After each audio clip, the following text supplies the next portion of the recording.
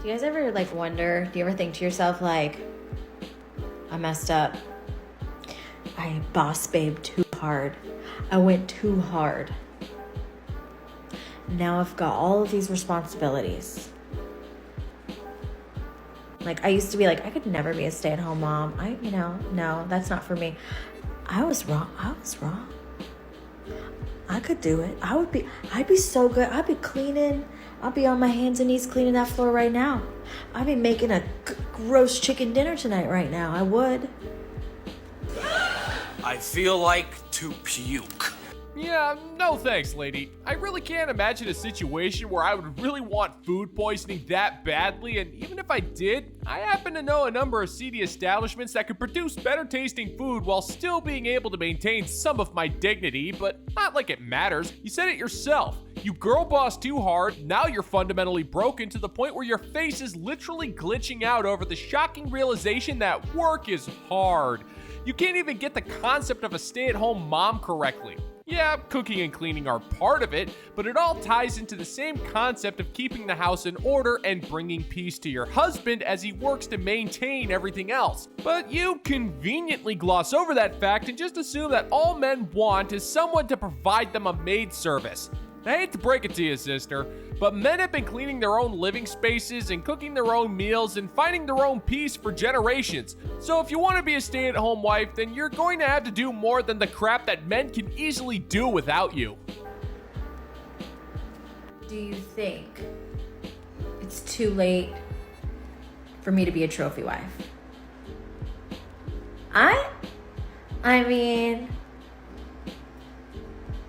could I even pass for, no, shit. If my husband's watching, can I be your trophy wife? No. Lady, you can't even accomplish the bare minimum it takes in order to be a regular wife. What makes you think that any man would want you for a trophy wife? Even if you were a trophy wife, it would be the equivalent to the third place participation trophy you get for being a bench warmer for your elementary school basketball team. And yeah, I already know I'm being extremely generous with that statement, but you get the idea. You chose the boss babe lifestyle, so you live with the boss babe lifestyle. That means working until you're 80 years old and getting into random situationships with men who have better things to do with their time than take you seriously. You had your chance for something more, I am willing to guarantee that. But you denied that to do it all on your own. And you don't get to change your mind just because work is too hard. We men do it every day and then some, and we do it without bitching about it. So we'll give you the same advice that we're given when work gets too hard. You either work or you starve. Either way, Maybe you should shut up. Let's talk about how I stopped being that girl that guys wanted to date but didn't want to commit to. Yeah. For reference, I spent all my 20s dating on the apps in New York City. By my calculations, I've gone on approximately 208 first dates, which is a conservative estimate given that I was single for a majority of my 20s and meeting, on average, 2 new guys per week. That's nothing to be proud of, Rusty. I don't know about you gentlemen and gents, but when I think about modern women bragging about how many dates they've been on and how many men they've met, I can't help but refer to one of the greatest prophets of our lifetime, the one and only Jack Burton. Come on, woman. 200 men over the span of 10 years and you can't find one guy to fit the bill? Then you must be doing something wrong here. I mean, even David Lopan, that wrinkled up chud of an Armageddon monger, was able to score with at least a few chicks and almost got married to a Chinese hottie. And Kim Cattrall. But you're sitting there saying that 200 men were either a combination of not being good enough for you not being good enough for them, and regular pump and dump sessions with your dank swamp cavern of salty remorse. And you're listing all of your dating failures as if it makes you qualified to give out advice, but I don't see how you can give out advice when you clearly failed over 200 times when you are at peak market value. In a pitiful way, I'm actually kind of impressed on how badly you screwed up despite the clear advantages that you were given. That takes a special kind of stupid to accomplish. Here's what changed my life from being someone who could always get a second, third, or fourth date but had a really hard time finding someone to be my boyfriend, to now being that girl that's getting married in 10 days. The answer's simple. I took a page out of my Psych 101 class and applied the scarcity mindset to my life and my body. I stopped giving my body to men who didn't want to give their commitment, time, and effort to me. If you are not comfortable being my boyfriend and introducing me to the people in your life as your girlfriend, you are not going to touch the goodies. Great plan. Thank you. He likes your plan, Chief. Okay, you future divorced cat lady, I'm gonna level with you. The fact that you're getting married in your 30s means absolutely nothing. The only way that your experience could even count is if you've been happily married for a minimum of 25 years. The problem here is that you've decided to weaponize the most overused and overrated parts of your body against people to get what you want, and in this case, it's a marriage. A marriage that will end in flames because you clearly care more about getting married than you do about the man who wants to marry you. Don't believe me? Well, just look at the stupid photo that you're using as a flex. You literally blurred yourself and your fiance out of the picture to put your ring front and center. And as that sham of a marriage continues down its path of inevitable misery, you won't be able to help yourself. You're going to continue withholding bedroom fun because you think that'll give you some power. But once you pull the plug on the life support known as your love life, a divorce will be all but inevitable at that point. So therefore, your advice is a lot like your body. It's counterintuitive and completely worthless. And yes, the words girlfriend/boyfriend are important here. Not exclusively dating each other, but without labels, because we all know that's BS. I saw a video of a dating expert the other day who said that women can make themselves more attractive to men on the first few dates by being overly excited to see them because people are conditioned to respond well to being wanted. No, people are conditioned to want what they can't have. And if you treat yourself like a precious natural resource that's in limited supply, men will too. Remember, at the end of the day, we teach people how to treat us. And I don't care how much of a feminist world we live in, men are hunters. They're conditioned to enjoy the chase. So ladies, don't let them forget you're the grand prize. Your intellect is as weak as your dollar. Failure is your destiny. You disrespect yourself and your nation. You are made of stupid.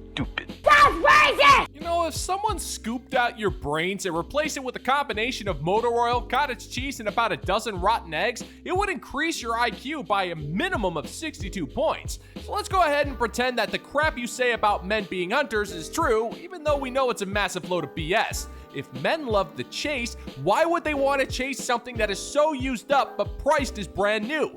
You should have done the opposite. You are only a grand prize if you're a virgin and you're with a man who feels like you desire him, which requires two qualities: self-respect and self-control. Two qualities that waved bye-bye to you back in your 20s.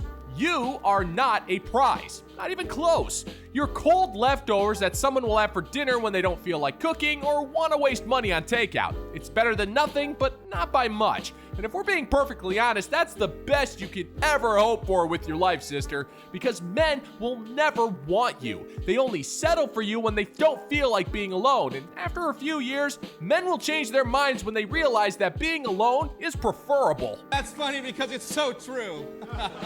If I'm being honest, I don't know, there must be something seriously wrong with me that no one wants to commit to me long term. What even is long term?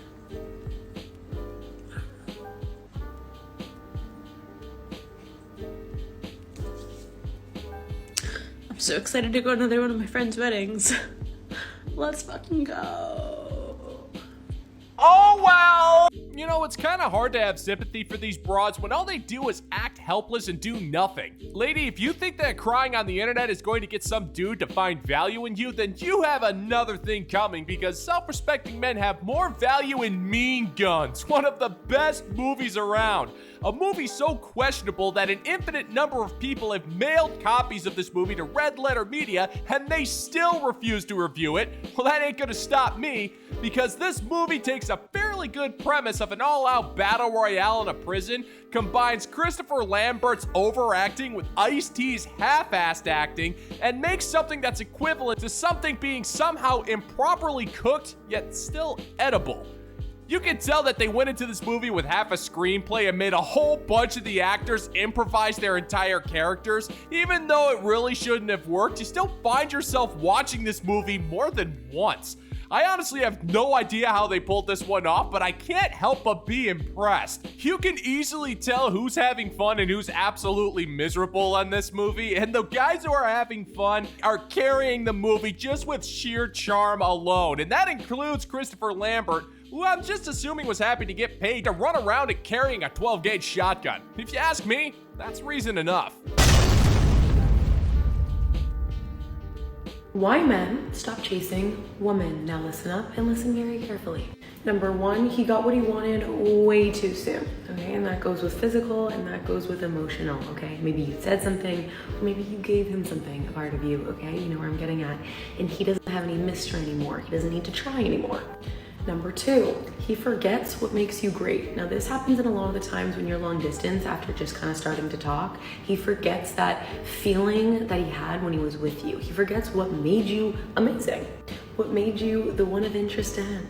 You're not just wrong, you're stupid. Now wait just a minute. And you're ugly, just like your mum. It just kind of occurred to me right now, I have never taken a drop kick to the skull. But I like to think that if I ever did have to take a drop kick to the skull, I'd still be smarter than this broad despite the obvious closed head injury.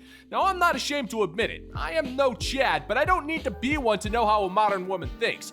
You see, the modern woman has virtually nothing to offer anybody. That's why she puts so much value on her sloppy broom closet of broken dream. She assumes that's all a man wants, and after giving it up to Chad, Tyrone, Raphael, Chang, Wang, Takeda, and Vladimir, she thinks the key is to withhold this for the next guy to make him earn some bedroom fun, but it doesn't work that way. If you're going to play games, Chad's just gonna go home and play Xbox until the next woman on his roster is good to go. You have zero power over him, woman, and that goes double for your mystique.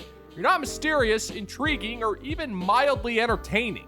Men have had bigger mysteries with their junk drawers. I know I've had one for years. I still have no idea how in the hell I accumulated so many Phillips head screwdrivers, but that doesn't mean that I'm not grateful.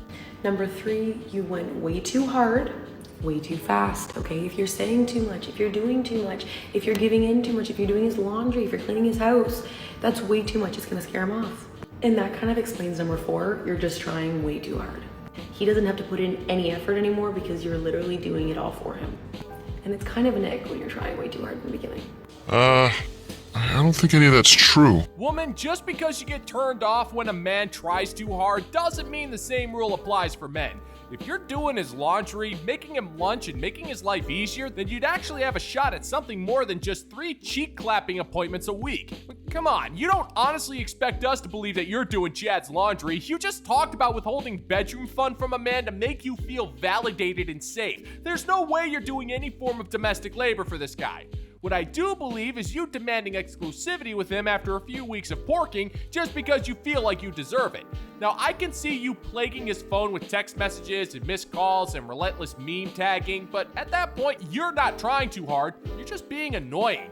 And Chad won't put up with that kind of behavior. It doesn't matter how mediocre the bedroom fun might be, sister. If you're getting on his nerves, then he's just gonna ghost you. He's Chad. He couldn't care less about how you feel. Number five is very sad, okay? It became easy. And he got very, very bored.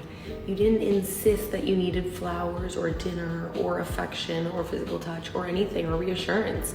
You were just way too easy for him. And he's quite literally bored and on to the next. And last but not least, you're being too nice. Men, unfortunately, love bitches. Okay, they love them. You need to be a little bit bitchy to him. You need to give him a little, you know, that like fierceness out of you. You need to give that to him, okay? Because if you're too nice, he's gonna run. So let's not lose him, okay? Let's make him chase you again. You are so very welcome. Gentlemen, which brings me to my next point. Don't smoke crack. Woman, stop trying to think like a man. You can't do it. And even if you could, you'd be terrible at it. All you're doing is applying your fifis and thoughts and assuming that men think the same way that you do. But nothing could be further from the truth, lady. We know how you think, but that's just because it doesn't require any upper brain functions. That, and you constantly tell on yourself day in and day out with these stupid videos of yours. Men do not want the same things that you do. In fact, we don't ask for much. A little peace, kindness, and a heartfelt back rub works a hell of a lot more than demanding flowers and just being mean.